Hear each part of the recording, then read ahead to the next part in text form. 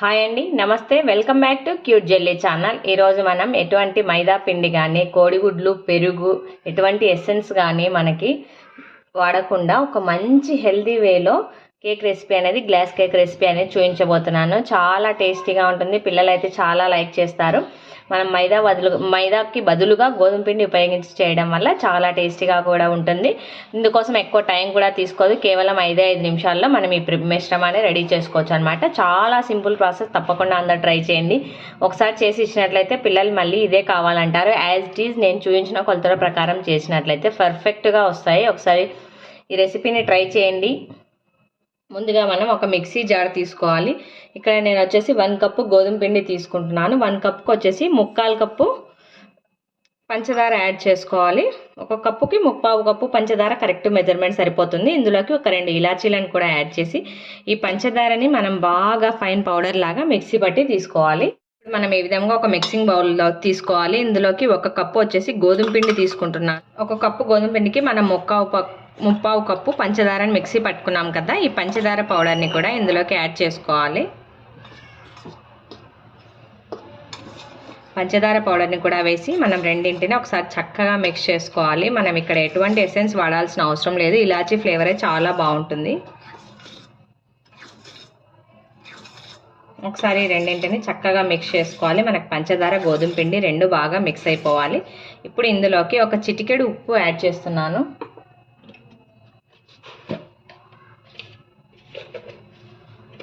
ఎక్కువ అవసరం లేదు, ఒక చిటికెడు ఉప్పు యాడ్ చేస్తున్నాను. అదేవిధంగా 1/2 స్పూన్ వచ్చేసి వంట సోడా యాడ్ చేస్తున్నాను నేను. ఈ వంట సోడా యాడ్ చేయడం వల్ల మనకు కేక్ అనేది ఫ్లఫీగా వస్తుంది. ఉప్పు వంట సోడాను కూడా యాడ్ చేసి చక్కగా మిక్స్ చేసుకోవాలి.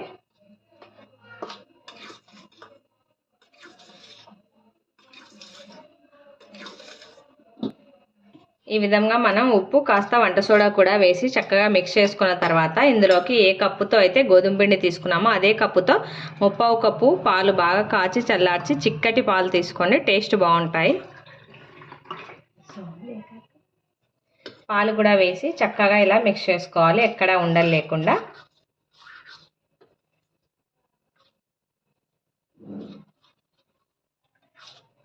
మనకి ఇలా కలుపుతున్నప్పుడే ఆ ఇలాచీ ఫ్లేవర్తో చాలా మంచి వాసన అనేది వస్తుంది అనమాట.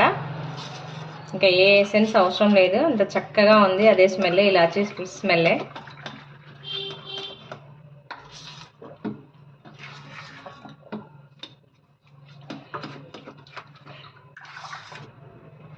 చూడండి, ఈ విధంగా చక్కగా ఎక్కడ ఉండలు లేకుండా కలుపుకోవాలి. మన కేక్ బ్యాటర్ అనేది ఈ కన్సిస్టెన్సీలో ఉండాలి. ఇలా ఉంటేనే మన కేక్ చక్కగా పొంగుతూ వస్తుంది. ఇలా బాగా మిక్స్ చేసుకోవాలి. మనం చూపించిన కరెక్ట్ కొలతలు వాడినట్లయితే మనకు కేక్ బ్యాటర్ అనేది కరెక్ట్ కన్సిస్టెన్సీలో వస్తుంది. మీకు కాస్త ఎక్కువ తక్కువ అయినా గట్టిగా ఉన్నా పర్వాలేదు. మళ్ళీ కాస్త పాలు యాడ్ చేసుకోండి. నాకైతే ఇక్కడ కరెక్ట్ కన్సిస్టెన్సీ వచ్చేసింది. ఇలా ఎక్కడ ఉండలు లేకుండా ఒకసారి బాగా మనం చక్కగా మిక్స్ చేసుకోవాలి. విధంగా పాలు కూడా వేసి మిక్స్ చేసిన తర్వాత ఇందులోకి ఒక 1 స్పూన్ వచ్చేసి ఏదైనా కానీ రిఫైన్డ్ ఆయిల్, అంటే ఫ్లేవర్లెస్ ఆయిల్ అనమాట. మనకు వాసన అనేది ఉండకూడదు. పల్లి నూనె అలాంటిది వేసుకున్నట్లయితే మనకు ఆ కేక్స్ కూడా స్మెల్గా ఉంటాయి. అందుకోసం ఒక 1 స్పూన్ వచ్చేసి రిఫైన్డ్ ఆయిల్ యాడ్ చేసి చక్కగా ఇలా మిక్స్ చేసుకోవాలి.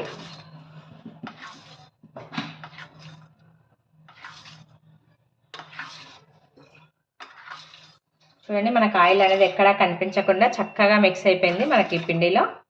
ఇప్పుడు ఈ బ్యాటర్ని పక్కన పెట్టేసుకొని మనం గ్లాసెస్ తీసుకుందాం. నేనైతే ఇక్కడ ఒక 4 గ్లాసెస్ తీసుకుంటున్నాను.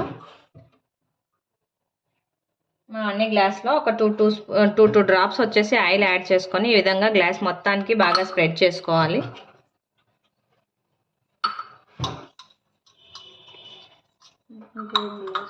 ఈ విధంగా ఆయిల్ చక్కగా మనం పట్టించేసుకున్న తర్వాత కొద్దిగా పిండి అనేది డస్ట్ చేసుకోవాలి. కొద్దిగా యాడ్ చేయండి, ఎక్కువ అవసరం లేదు. జస్ట్ మనం ఈ ఆయిల్ పైకి ఇలా ఫ్లోర్ని డస్ట్ చేసుకోవాలన్నమాట. పిండిని జస్ట్ అలా ఈ విధంగా ఈ గ్లాస్కి అంతటికి పిండిని డస్ట్ చేసుకోవాలి చక్కగా.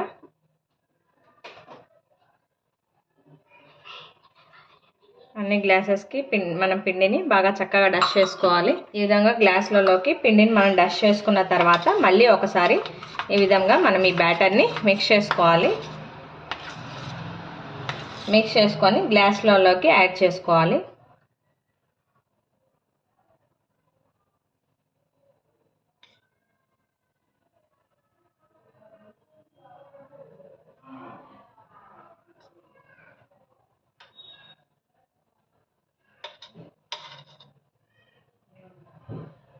గ్లాస్లకి ఫుల్గా వేయద్దండి, మనకి కేక్ అనేది పొంగుతూ వస్తుంది కాబట్టి హాఫ్ గ్లాస్ వేసుకున్నా సరిపోతుంది.